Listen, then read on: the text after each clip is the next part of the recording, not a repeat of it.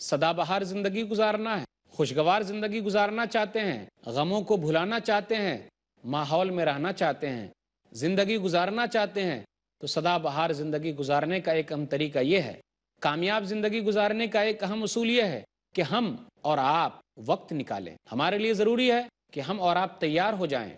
क्या नुस्खा है ये? दूसरों के लिए भी वक्त निकालिए। अगर आप चाहते हैं कि दूसरे आपसे मिलने के लिए आए, तो आप भी दूसरे से मिलने के लिए जाइए।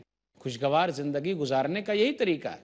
जब हम एक दूसरे से मिलते रहेंगे तो हमारा गम हल्का हो जाएगा, हमारी परेशानी कम हो जाएगी।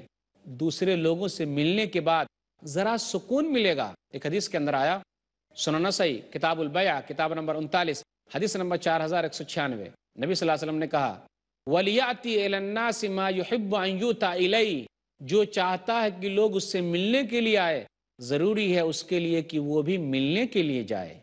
तो हम और आप भी दूसरे लोगों से मिलने के लिए जाएं, उनके लिए वक्त निकालें। जो हमसे मिलने के लिए आता है हम भी उनको वक्त दें। अगर मशगूल हैं तो कोई बात नहीं, लेकिन ज़रूर वक्त निकालें।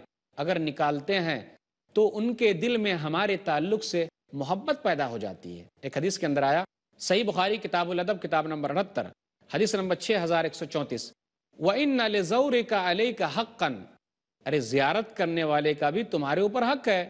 ज़ियारत करने वाले, हमसे मिलने वाले जो आए हुए हैं, कितने अरमान से आए हुए हैं, बहुत दूर से आए हुए हैं। हमारे लिए ज़रूरी है कि अगर हमारे पास वक्त है तो हम जायज़ वक्त ज़रूर निकालें, उनको वक्त दें, उनसे मिलें।